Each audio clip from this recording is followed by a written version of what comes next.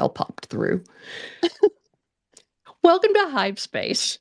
I am your host, Alessandra White, and some of these things come together more easily now, and some of them I still trip over cords and things. So, this is a fun space where we get to let our hair down. You may have your glass of Chardonnay, you may have your beer. But what we do here together is we just come together like a group of friends that have gotten off work on a Tuesday and we've met down the pub to have one before we head off home for the evening because we love conversation and learning. This is what our kind do for entertainment, you see. And entertained, we hope that you will be because we're going to learn about some things. You know, when you're laughing, you actually encode information at a more efficient rate. Did you know that? Isn't that funny? I love it. I want to introduce my co hosts and then the star of the show. My co host, E, podcaster, has been a very busy woman and she has brought with her a friend. I'll have her introduce and then I will introduce Shadows Pub. Jennifer, how are you? I am fantastic. Love the fact that we're having these kinds of discussions because we are still in the very early days of Web3. And now is the time to build things right from the ground up. So I love this topic. I do have a friend here with us, Shane Mata, who is the reason why I took a second look at Web3 after dismissing it years before. Welcome, Guess that's my Shane. cue. That's your cue. Just say Oh, there you hi. go. Hey, good evening, everybody. I'm glad to be here and part of the audience here to listen in on accessibility issues. For almost a year, I had been hearing about Shane, who got Jennifer into another depth of knowledge in Hive. And so getting to meet him tonight is really fun. I want to introduce my very special friend, somebody I trust more than I probably should. Shadows Pub. Shadows, how are you? I would hope you never hit the trust more than you should level. I read a greeting card in a train station in London, and the greeting card said something to the effect of, "You know your friends when they're sitting across the cell from you for the night." I may draw the line at that. Yes, so good. And I have to introduce my special friend, Devin Dingler. Yeah, we've been known to get into some trouble together. Devin, how are you? I'm doing fine, thank you. Happy to be here. I My I love your likeness. thank you. Just trying to keep it light and breezy. My contribution here is I'm, as you mentioned earlier, I'm on a committee with my company that explores diversity, inclusion, and accessibility. In fact, last quarter was our focus on accessibility, so we spent a lot of time on that. But more than that, I'm the CFO and general counsel, and so I spend a lot of time thinking about accessibility, and this is all Web 2.0. So full disclosure, my whatever knowledge I have is Web 2.0, both websites and apps. And we spend a lot of time thinking about what that should look like for our clients.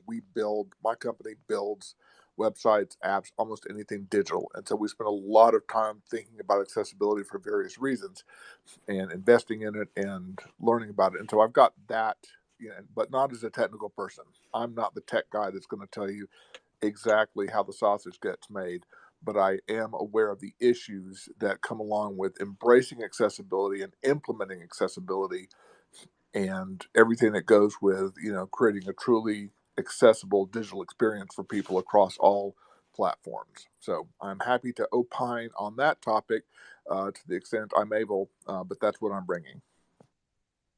I think that's bringing a lot. I mean, we were hoping for a bag of ice, but that will do. That will do. Dr. A, how are you? How have you been? How is your January shaping up? And yeah, what's going on? Oh, besides setting the record for migraines in 1 month? Oh, it's like that, is it? Oh, it's got really cold and windy here, and that always triggers migraines, so I've just been in bed today with all the cats. It's very nice actually, though. Well, tell Baxter and Sophie hello. Okay. And now is the time to introduce our featured guest, Brent Manuel. Brent, how are you? And thank you so much for being here. We're ready to learn, we're ready to laugh, and we'll see what happens. How you doing?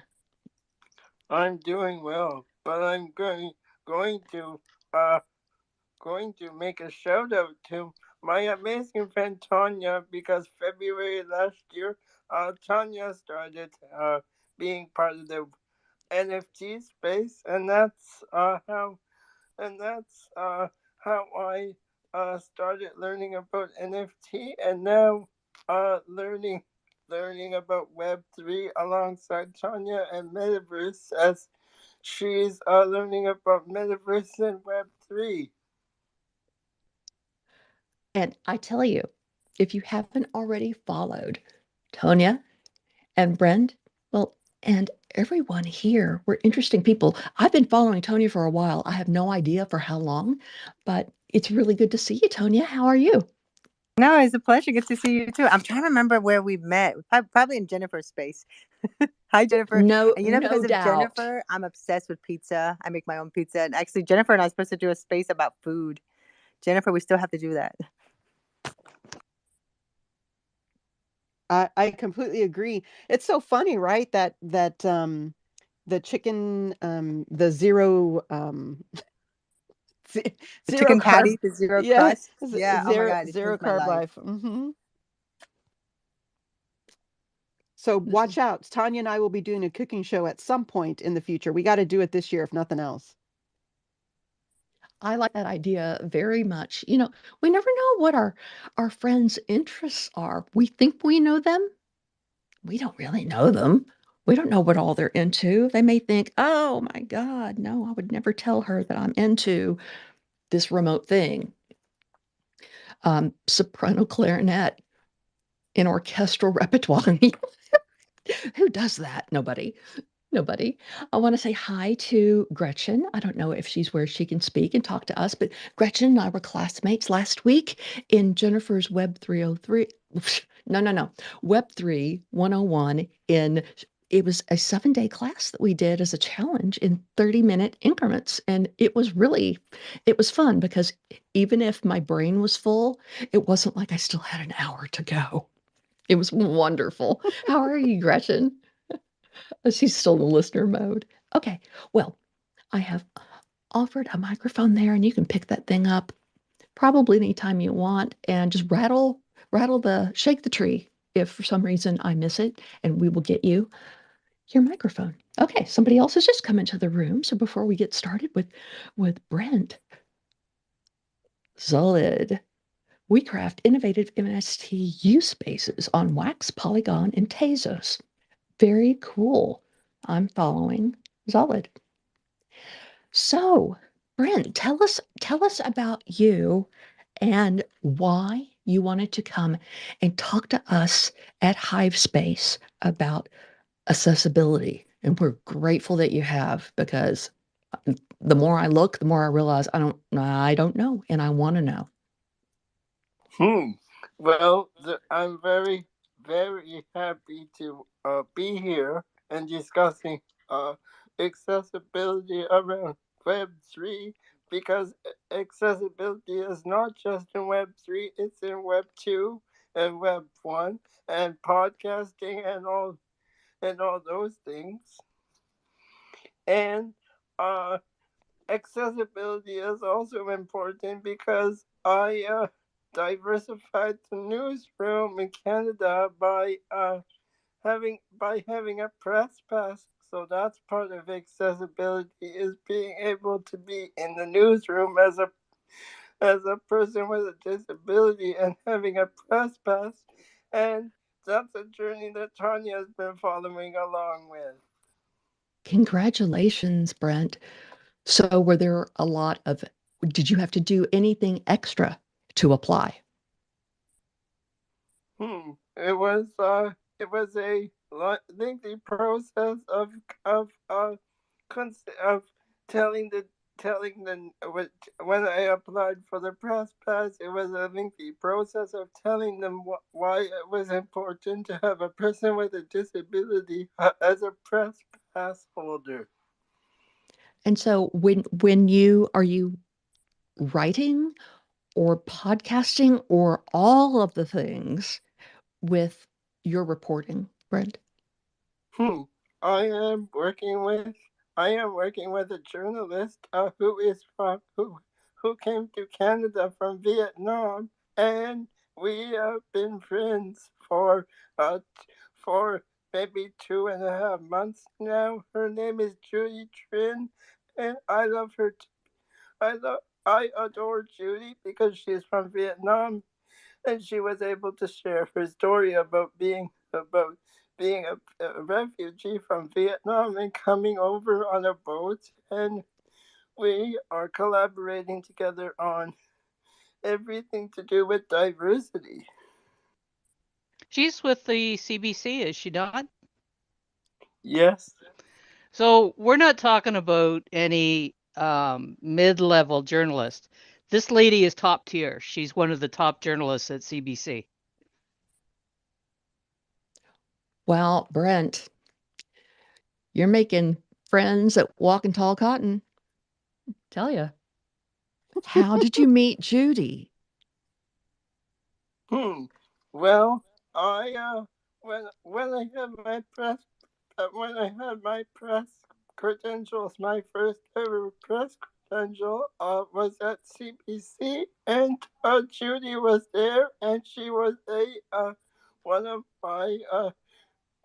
my mentors when I was learning about the learning about what a press pass meant. Wow. I would have been intimidated. Were you intimidated? Probably not. Well, What? when I found out what a press pass meant, I knew that Tanya would be happy about it because a press pass means that I can go to any event and be a pre- have a press pass for events. And so the kinds of issues that you are covering there in Canada with your bright, shiny new press pass, what issues are you covering? Hmm. Well, with the help of Tanya, I was able to go to Radfest virtually, which is a all about longevity health and anti-aging. I saw that Twitter space go by. I saw the recording go by. Now things are starting to make more sense. Shadows, did you see that? Jennifer, did you see that Twitter space go by? Maybe you took some of that in, the longevity one. It was last week, Mm-mm. this week. No, I missed it, but I really like where this is going because this journey that Brent is on, if I can pull back a little bit, I think the opportunities that have opened up perhaps started because of spaces and the people that we have met in spaces like Tanya and Brent and one another.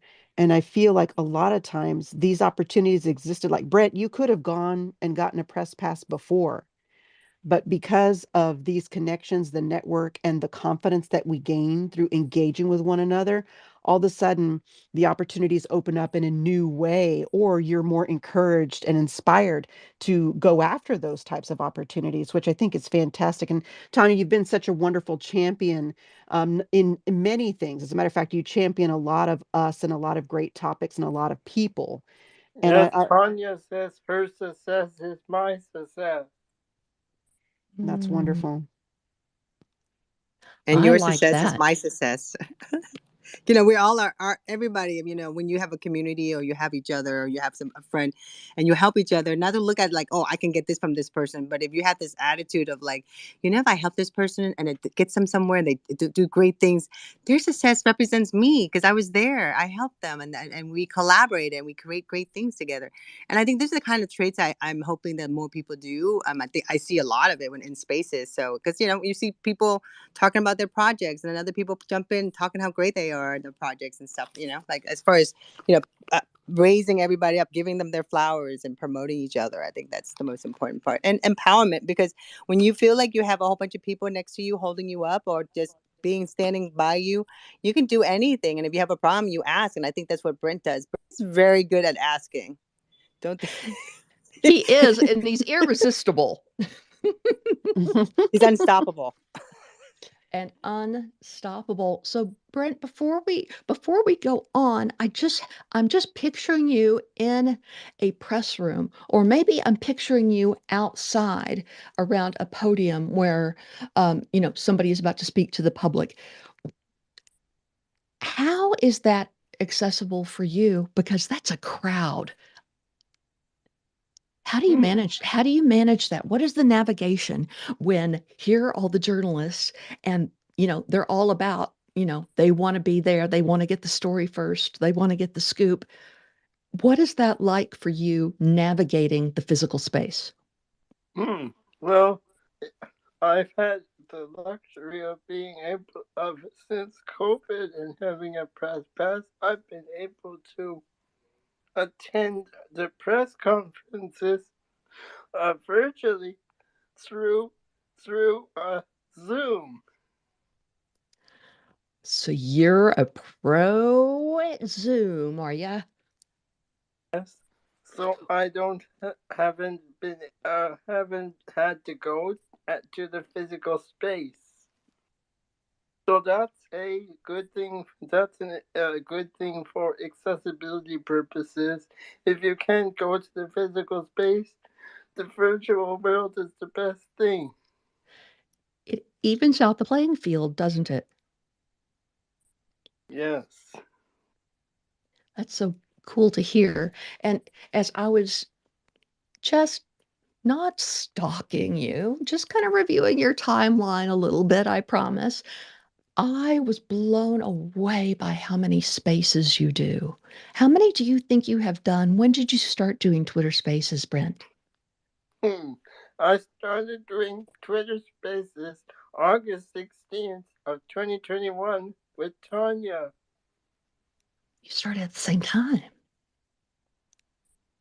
No, I've been on space for a while. We never so Brent and I were just talking and we were supposed to have a space much earlier than that. But then it never came about, and then he asked me, I think was it didn't you ask me to host, what is it, we did a space with that gentleman, what was his name? Oh my god, the first space we did, Brent, together. So you've done several?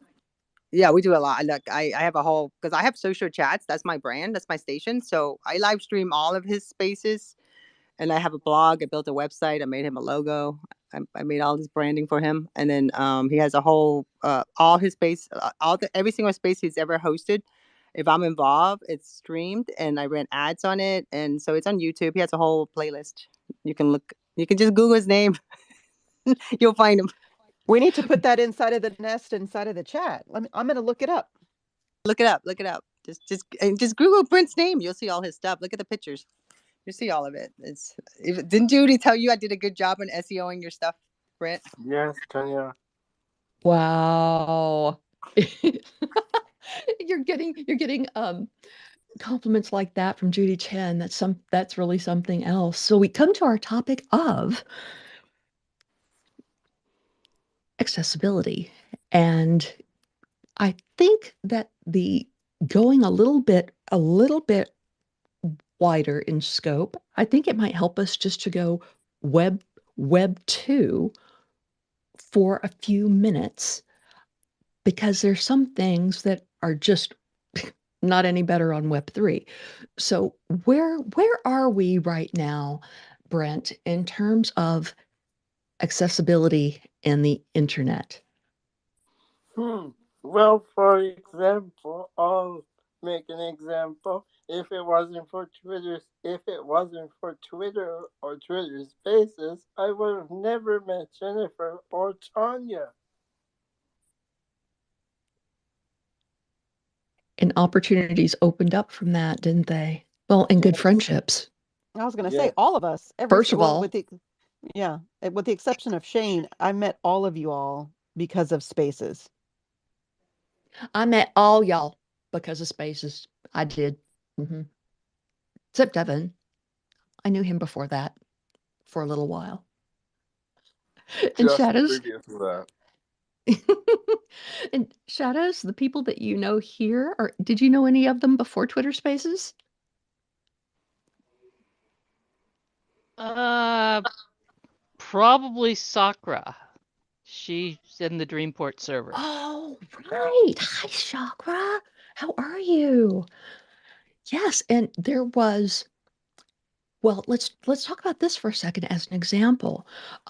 So Brent, I think you know that Jennifer, along with Tracy York and Jean Luc, that they have the Hive chat that's on Tuesdays, which is text based. And Jennifer, can you tell us a little bit about what you had today? And I'm wondering how accessibility has to do with the guest that was at Hive Chat. So we had an accessibility topic on Hive Chat. A person who does accessibility on Web 2 and has been talking to Web 3 folks come and join us on Hive Chat back in August, I believe. Brent was there as well. And the things that were talked about there were some of the very core basics. Like, let's just take here on Twitter. Devin, you can talk about websites, and I'd love for you to talk about that as well. But just let's take Twitter. What are some of the simple things that we can do to make what we do accessible on Twitter? Well, if we post a photo, we can use the alt text and describe the photo. If we use a GIF, we can use the alt text and describe the GIF. If we are using multiple words in a hashtag, we can use camel case, meaning that in this case, Hive space, the H and the S are capitalized, even though they're all smushed together because it's a hashtag. So those are three simple things that are very low lift for anyone to make what we do here on Twitter accessible. Now, is that the end all be all? No, but we have to start somewhere. And I feel like that is an important, first step, maybe first base to getting a home run. And I'm sure Tanya, Brent, and Devin can really go deeper on the things that we can do on even even a platform like Twitter. Like I wonder, how because when we're inconvenienced or we're limited, we will be like, why don't they have this on the desktop? And so Brett, what I want to know from you does it ever feel inconvenient for you that Twitter Spaces is an experience only via mobile device and the app?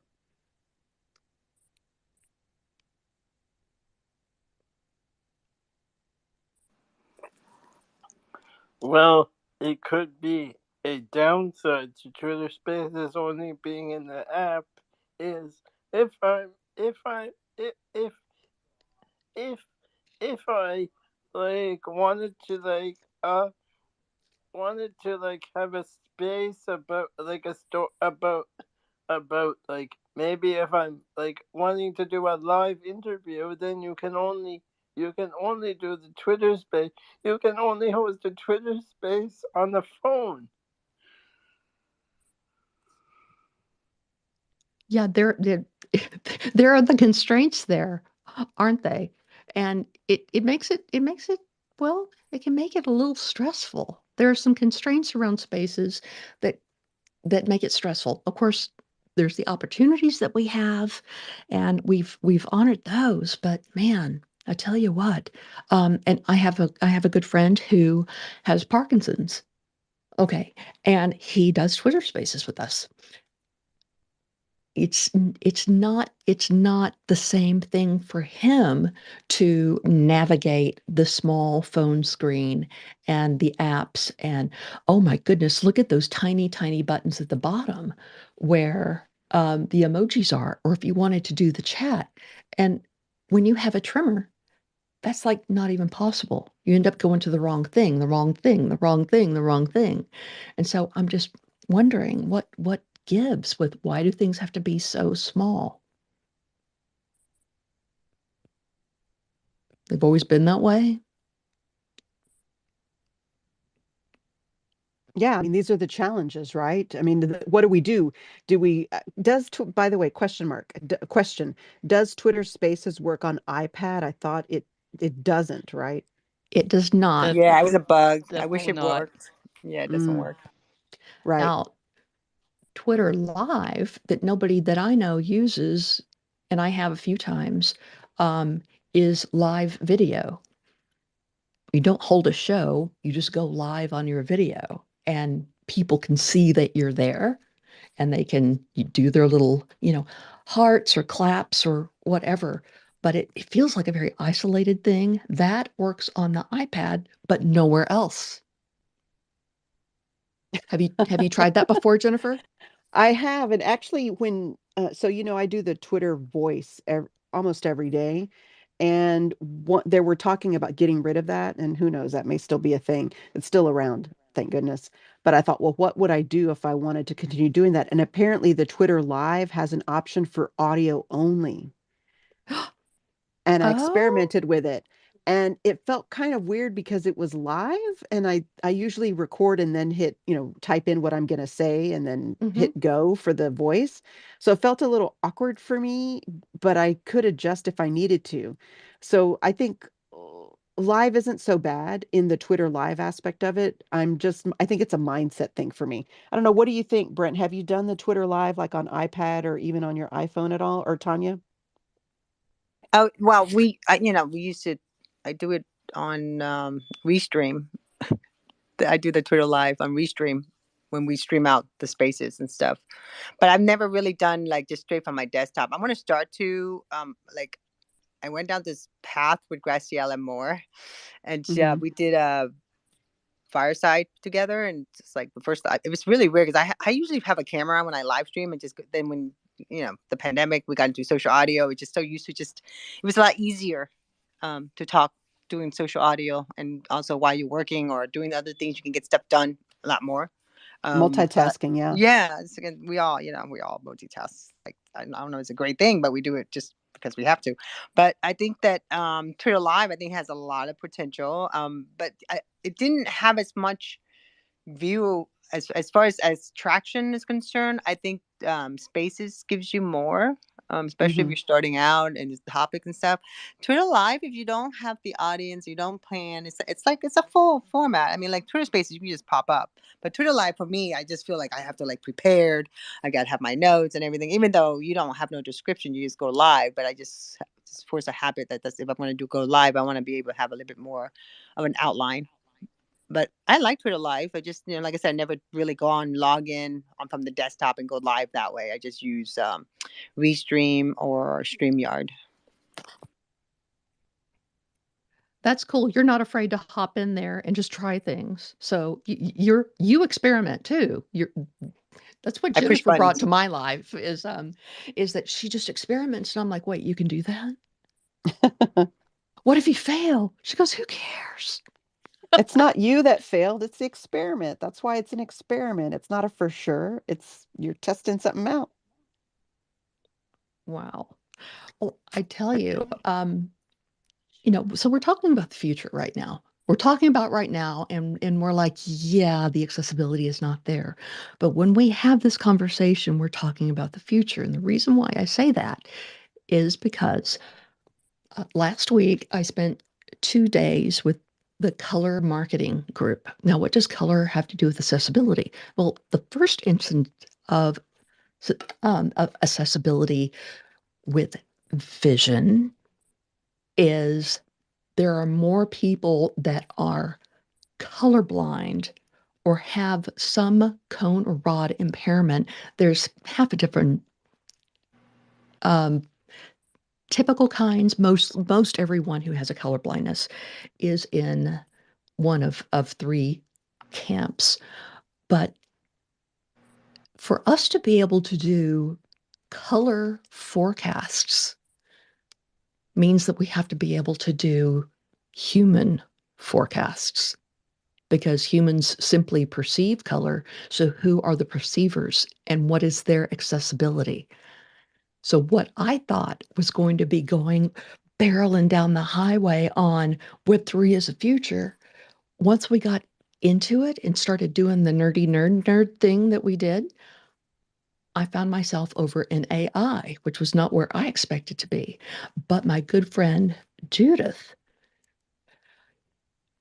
she was, she headed up the area amongst the 40 of us for inclusion. And so when they got in there together with their research and then picking everything apart and nothing was a sacred cow, she ended up over in accessibility for the internet. And I'm like, what just what just happened there? Because you never know where you're going to end up when you go to these think tank kinds of things, right? And so what I got out of this is simply that we're talking about the future. Accessibility is the future. Why? Well, it sure as heck is not what it should be right now. Brent, what do you have to say about any of that? I think that accessibility is not a one size fits all approach and is not just a procedure of checking boxes and saying that your website or platform is accessibility compliant, and not just check boxes and say that your platform or or or physical space is compliant when it's really not. So if we just dig down for a common starting point, what do you want to make sure that we understand about issues of accessibility? Well, I could think about one thing. Uh, well, I could think that if you have a website, making sure that if you have pictures on your website, making sure that you have the alt text to describe the pictures.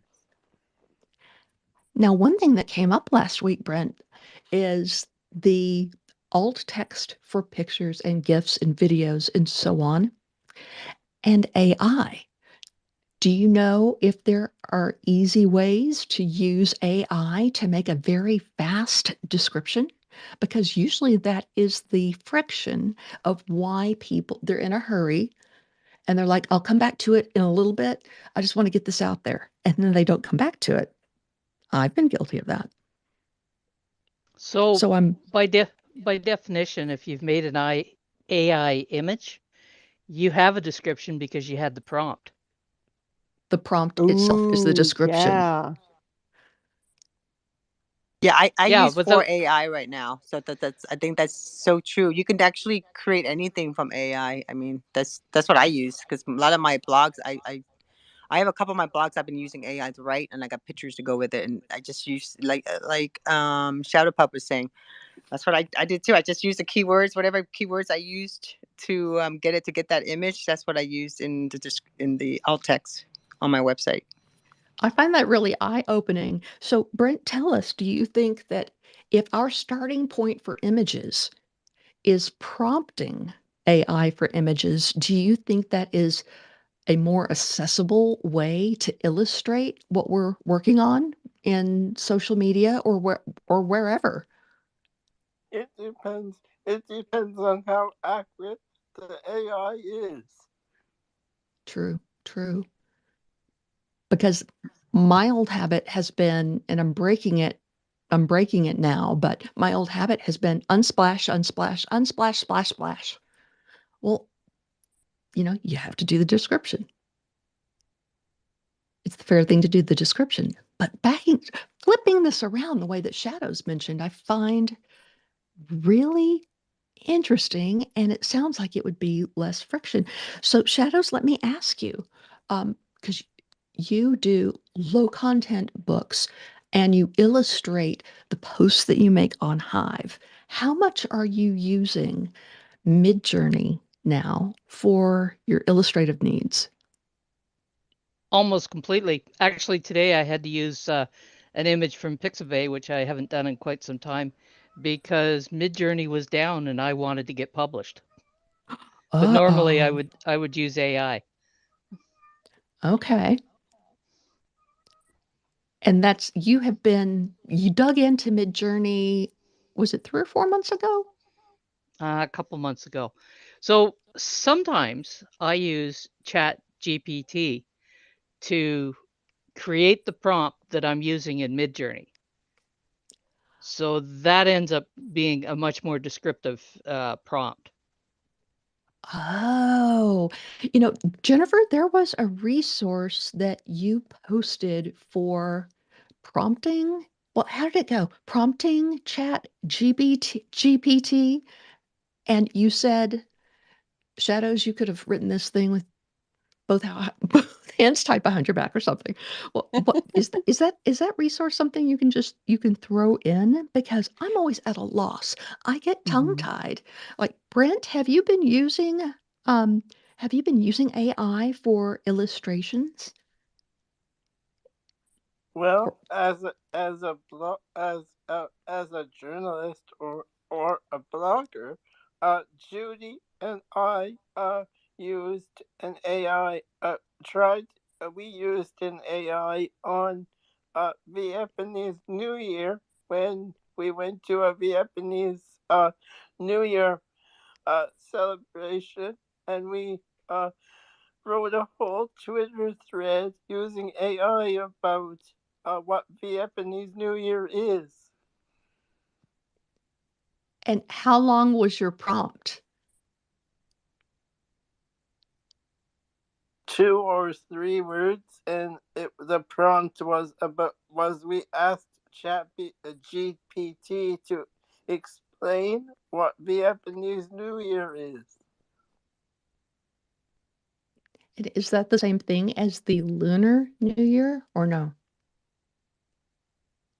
Yeah, I'm from Vietnam, so that's why it's like there's Chinese New Year, there's Vietnamese New Year, it's the same thing, same calendar, different part of the different country. Just the Chinese that they have better PR. That's why I told people. That's why everyone knows it's Chinese New Year. They have But better this, PR. yeah, better PR. So Vietnamese, There we go. Well, we don't thank you have for that much saying PR. that because I have many friends from all over the world, and I asked them what they were doing the other day on Lunar New Year, and many of them were cooking, and I'm like, "Ooh, what do you cook?" So there's a cooking show right there, right? Because people are very curious in the West. We may not know what that is. I did not know what that was, and we're just here to learn. Why does it, do you think, and this may be a Shadows question, but I'm just leaving it out there. Why in this day and age, if there's something that we just don't know, that we can feel insecure about it, that it feels vulnerable? I'm not sure what you mean. Well, I do. I think I understand where you're going with this because a lot of times if you've been aware of some of the things that you can do to make the content that we create accessible, and you encounter someone who doesn't even know that that's a thing, even though it's been a thing for a really long time. I think if you're new to it, it can feel a little intimidating because all of a sudden you discover this whole world you didn't even know existed, and you realize, oh my God, I've been doing these things all wrong for this whole I did time. it wrong. Right. So the thing is, like, how can we, if you're someone who's extremely knowledgeable in this space, and I'm not extremely knowledgeable, I'm initially or preliminarily cursory knowledge on this stuff, but for folks who are into something really and know it like the back of their hand and they know it in and out, how can we open ourselves up to allow newbies or people who don't know that they've been doing it wrong this whole time or just clueless to feel like it's okay for them to say, raise their hand and go, "Ooh, I have didn't know," and that they can feel like it's okay, that we can welcome them in. And this is a conversation for folks in Web3 too, and even for an old podcaster like myself, because To there's make it sometimes. approachable, right? Yes, that's it. Thank you. Because sometimes people are like, I'm starting a podcast right now, and then they're talking about things, and it's kind of like, get off my lawn, even though that's not how I feel about it. I'm like, yes, come join. It's fun. It's great. It's fantastic. You're going to love it. But there are some folks who feel that way, that they feel intimidated by these seasoned folks who have been doing it for a while. So, yes, how do we make this something that's approachable? If we find someone that is creating great content, but they're not having any accessibility, how do we approach them in a way that isn't combative or doesn't make them feel like they need to defend I themselves? mean, Yes. have you thought about trying this so that people that are having these issues could access it better? Uh, uh-oh, Shadows, you're in that pre-rugged sound Lovely. I'll be distortion back. thingy. Will you come back, please? Please come back. Brent, there went Shadows, but we have to bring her back. So where do we Well, start? Let's just say Den, oh, Devin, go ahead. So, to this question, and I'll just qualify this with, remember, I'm in a completely commercial space. Okay. So, we are digital experiences for money. And we talk, when we talk about accessibility, the terms we use so much are carrot and stick. And, I can only speak to the US experience, but in the US,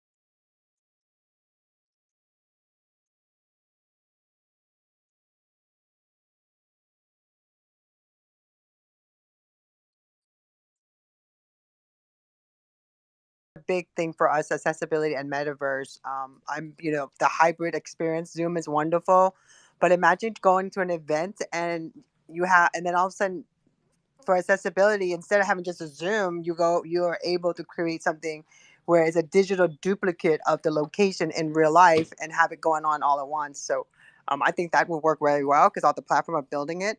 But again, the metaverse is just, it has so much going on. Everyone's investing in it. And I think that's where the accessibility is going to be playing out quite a bit. I think you're right about that. The AR, VR, like in terms of approachability, um,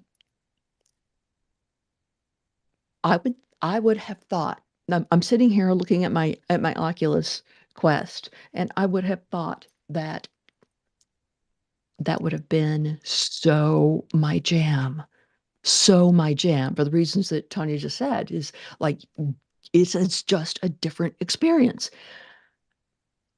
But my God, the vertigo. Oh, But nowadays they do XR experience now. XR is mixed media. So if somebody wants to wear VR, they can. But somebody wants just to do their tablet, their mobile, their desktop, they yeah. can. The whole idea is so that to anybody, no matter what kind of equipment you got, you can be able to join in and be part of the conversation. So I'm not saying that you're going to spend all your time in a metaverse. I'm just saying, like, for accessibility, if a lot of people, if there was a big event and let's say Brent wanted to go to it, but it was just not feasible for him, it would be nice, and he can control the controller, which really is using either your phone or your tablet or even your desktop, and he can go to it and experience the same thing, see the live stream of everybody doing stuff, and then there'll be a live stream in real life of what people are doing in the virtual world at the same time. And Yes. I too think that like today was the last day of the design show, the architectural interior design show, Maison Objet. And it is such a burden to go to that thing, not just the travel, but it's so big. It's so big. It's difficult. And I'm like, oh my gosh. And I'm over here whining and complaining. And here, here are people who really have accessibility needs. And this is not even fair, right? So it would be so wonderful for approachability and accessibility of venues if you could experience them like, we all want to go once. But what if we don't want to go every single time? Because it can be a bit much. So So, speaking of events, and I want to tie into what you're doing there, Alessandra, when we talk about accessibility for physical events, you usually think of having spaces in the front for people who need spaces for their wheelchair, for the things that help them navigate and move out in the physical space. You're also thinking about having somebody to do sign language. You're also thinking of making sure that if people need spaces to get away, that you've got quiet rooms, right? You're thinking of all of these things in a physical thing. When we look at virtual events, which are, the way that we do things a lot nowadays because of pandemic, what are things that we can do for virtual events to make them more accessible? And I share this because Rose and I are doing an event coming up, but even then I have live things I'm doing all the time. And I don't want to be not welcoming and open to others who may be interested in the things that I'm doing or any of us are doing because I'm not creating space for everyone to participate. And I know we're winding up, but is there a way for us to kind of do these things as me, Jennifer, as an individual, or Rose, or Shadows, or Alessandra, or anyone? well, she taught me a lot about that I have more breadth of adaptability and approachability on Zoom than I realized. And when I started to embrace the look, cameras are here, you can use it for part of the time, none of the time. The microphones are here, you can use them for part of the time, none of the time. The chat box is there, you can use that for part of the time or none of the time. If we know who you are and we know that you're coming, you are made comfortable and warmly welcomed. That's the goal. So that no matter whether it is a stimulation thing, if it's a mobility thing, if it's an emotional thing. For me, I have to make special accommodations to deal with my mental health. And if I don't, it will bite me in the ass. And I won't get to do the things that I love to do so much with my friends, like this. Mm. So being able to dial down the stimuli of being on camera, of being, I mean, we're running in the Family of Creator Work Hour, just our core activities, we're running over 100 events a month.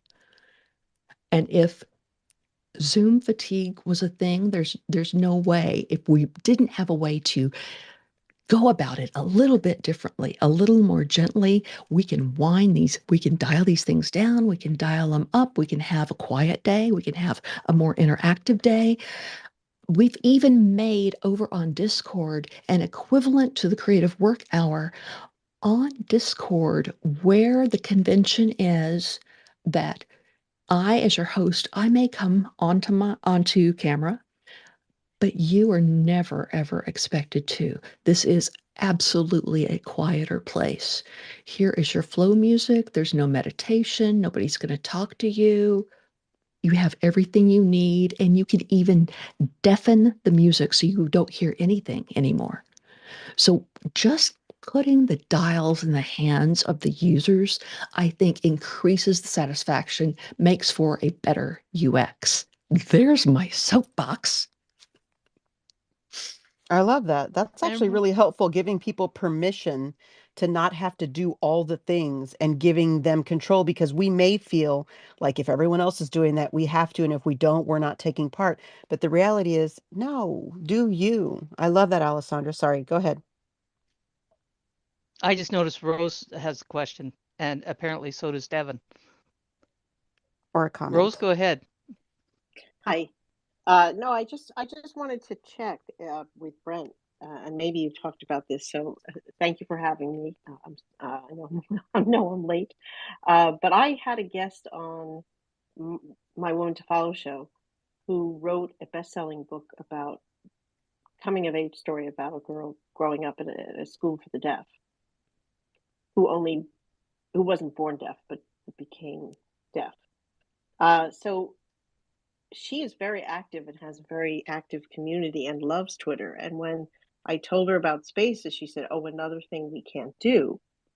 But from what I have read, you can turn on the closed captions as you're listening to a space. Is that correct, Brent? Yes, but for some odd reason right now it does not work because Oh. when I went to Tanya's Empower Yourself Monday for AWCSF, Hmm. I Hmm. tried to turn the captions on and the captions don't work. Yeah, it's been off for like a month now, isn't it, Jennifer? A I month or a Yeah, thought month it and a half. was maybe something I was doing wrong, but yeah. it's As a not matter of Mm-mm. working. fact, I don't even see the CC in here for me to even make an attempt to turn it on. It's Hmm. gone. I see three buttons at the top right beside leave, and when I click on it, it says view captions. So mine doesn't anymore. Yeah, and I'm clicking on it, and I don't see. I see about spaces, switch to listening, adjust settings. Can you do that in adjust settings? Let's see. No. No. Yeah, it's So, not there. On mm, the new updates, it's not there. I've been mm, sitting in spaces, and this is one of the big mm-hmm, issues that right. a lot of the people are complaining about, and we're hoping that it gets fixed.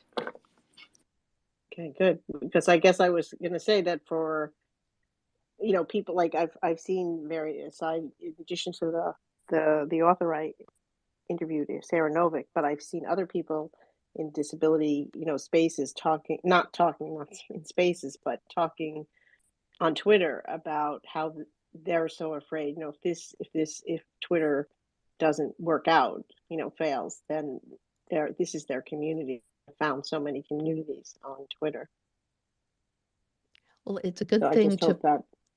Mhm. I was going to say it's a good thing to follow each other while we're here because there are no guarantees, folks. We plan to be here Sure. next Tuesday. But there are never any guarantees. It's Oh, step up, pay your wood nickel, and take your chances. So we want to be here for you next Tuesday. That is our plan. And Shadows, or no, Jennifer, would you tell us who's coming next week? I would like to hear from Devin, but next week we're going to have Ken Code, who is kind of burst onto the scene in the Hive world. In my awareness, I'm not all knowing, but in my awareness, all of a sudden he was just like, bam, he's here with Hive Tube and Cast Garden, which is a peer tube. Well, I'm just learning, so why don't we wait for the show next week so that he can explain to us what Hive Tube is and how the Fediverse and all that kind of stuff ties into the ability to create podcasts and video using PeerTube. So it should be That fun next week. Yay. And Devin, I'm sorry I didn't see you. That had a lot of glare on my mobile device. I didn't see you. Yeah, sure. I'm used to it. I just wanted to respond to Jennifer's question about what can she do, what can each of us do Yes. if we're creating something and we want to, be accessible. And I will just repeat what I've heard from the allies community, which is ask, ask, ask early and often. If you're announcing a space, say, hey, does anybody need an accommodation? Please let me know, because you don't know. There could be disabilities that you're just not familiar with, like, the color blindness discussion. That's something that is really often beyond people's awareness of what is an accessibility issue. So ask, and then, you take the risk that you can't accommodate something, but then the next time, hey, I want to find a way to accommodate this person so they can participate. So it's a little bit of putting yourself out there, but from the conversations I've had, it's one of the best ways to get the information you want, which is what do people need to be able to be fully present and participative in my space. Oh, I love that you said that, Devin, because that's why I'm asking, because there's Rose and I are doing Rose is doing an event and I'm supporting her event. It's the Women to Follow Summit. She announced it today. And it's I February saw that. 28th. And so one of the things that we're talking about is we want to amplify this to women. But as Rose mentioned, she did an interview with a woman who is part of the deaf community. And if we aren't mindful of trying to make accommodations where we can, we may not be able to, right? But we can at least ask and make an attempt. And I felt like this space, because we have folks who are interested and passionate about accessibility, might be a good place to ask that question. So we have about a month, a little maybe 5 weeks to maybe make those accommodations. And so thank you, Devin, for sharing that we should ask, what can we do if you're a woman who wants to attend this event and you have accessibility needs, what can we do to make this event accessible to you? well, Love it. I just say one, I can attend the event. It is a women to follow event, but I love to see men in the space too. Oh So yes, men anyway, can but right. yeah. Sorry. I didn't mean to be I didn't mean to exclude anybody. Sorry. Everybody No. support Rose. So yes, I'd love everybody to come, and if people here in the room have ideas about making this accessible, please DM me. And I'm going to be holding a Twitter space tomorrow at 12 p.m. Eastern time, and we'll be doing. I usually do a Woman to Follow show, and so we're going to do it on my YouTube channel and everywhere else. Um, so I welcome everybody to join us, and give me your thoughts. I want to hear it. We want to hear it. So that's 12 A p.m. Twitter Yeah. Twitter tomorrow. space. Hmm. And that's Eastern, right? Yes. I'd love to join you, Rose, but I'm in a clubhouse room at that time. Okay. Do you host it? No, but it's Oh, and I one I wanted to say insist on hello. attending. Okay. Great. No, great. I sometimes look when I go to Clubhouse. I look for people I know who are in the room. So. Looking for people we know. Oh, and Mhm. hi, Jason. It's really good to see you. We're winding down the space, but Brent, how would you like to send us off? And then I will close for this Tuesday edition of Hive Space. You've been so I can wonderful to be here. I guess I will say that I would love to come back and discuss this topic again, but I guess I'll say that disability is innovation, and a seat at the table is important for people with disabilities. Thank you so much for that. The seat at the table is important for those with disabilities. Thank you, Brent. And Yeah, I'll also say, because Rose is in this space, that a seat at the table for a woman is also important, and amplifying a woman's voice is important. that's why I carry my own chair, Brent. I'm asking. No, Oh, it's Brent is so always supportive, and so are Jason is supportive of the men I see here in the space. So I always appreciated Brent. Sometimes listens. I don't know he's listening to or watching the show, but he's really great about amplifying it, and I appreciate that. We DM each other often. that's And lovely. Tanya's here, who is great and always supportive. Hi, And Rose. if Hi, Tanya. It's been a long 2 weeks for me, so I'm kind of like I'm here, but I'm not here. But I'm happy to be here to show support for Brent. Oh, I'm very proud really of him. lovely to have you. It's nice to get to know you a little bit better. And Shadows, you get the award for the most attended single Twitter space. Yes, Is your apparently. mic working right now? Apparently. But by the way, just as a little heads up, that glare that you had on your phone screen, I have a feeling it might be proportional to the level of your kibble. The level of my kibble is probably so. I was just like, how am I missing people with their hands I don't up? know. It's true. Well, but It's that's also true. why you have co-hosts. You don't have to do all the things. You've got us. I know. Really, I could just like put my feet up on my desk, couldn't I? You mean they're not anyways? It'd be Sure. so good. Oh no, I'm sitting here like completely upright, like, oh, with my ears cupped over, paying attention. I don't want to miss anything, like having my mic off. But I want to thank everybody for coming. Do you have, Jennifer, anything you want to send us off with? This has been such a special show because we've put ourselves out there about what we don't know and had somebody who absolutely can tell us how the cow ate the cabbage when it comes to accessibility. And we had Devin here to talk to us about, okay, this is what's happening in for profit. And the smart move is get in on accessibility early, often, fast, and from the very core of the design. Thank you so much for that, Devin. I agree. I'm so grateful to Brent and Tanya and Devin and even Gretchen talking about the color aspect of it.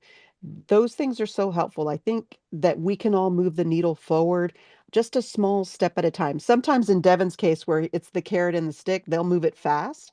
But us as individuals, we don't have to be a big company. We don't have to be in the industry. We as individuals can move the accessibility needle forward. Number one, by doing it ourselves in what way we can and being open to learning. Like this whole thing about the plugins, my mind is like, poof, I'm going to dig in and I'm going to see about adding those, whichever plugin makes sense for me, to my websites.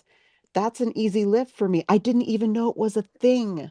I feel so Tanya, thank enlightened. you. Yes. Thank you, Tanya. Yeah, I'm obsessed with plugins. You don't want to know. I'm Well, always so studying plugins.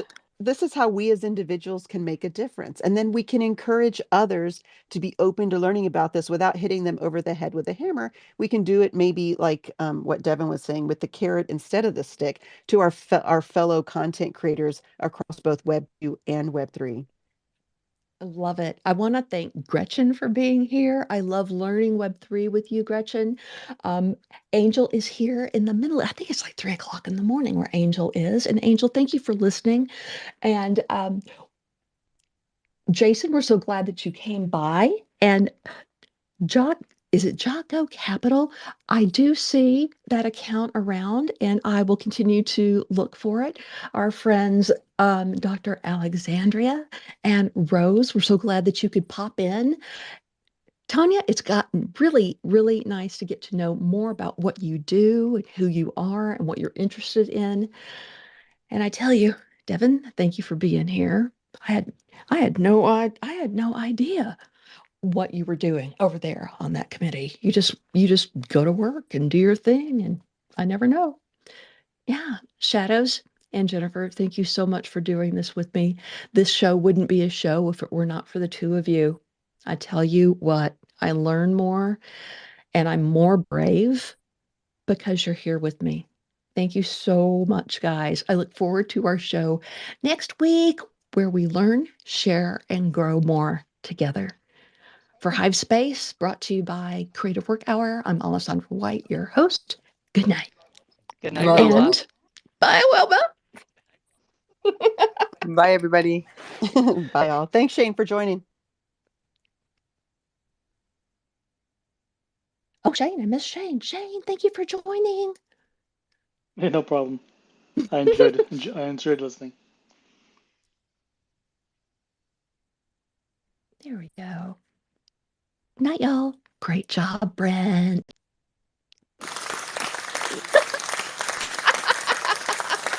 I needed that. Thank you. Bye now.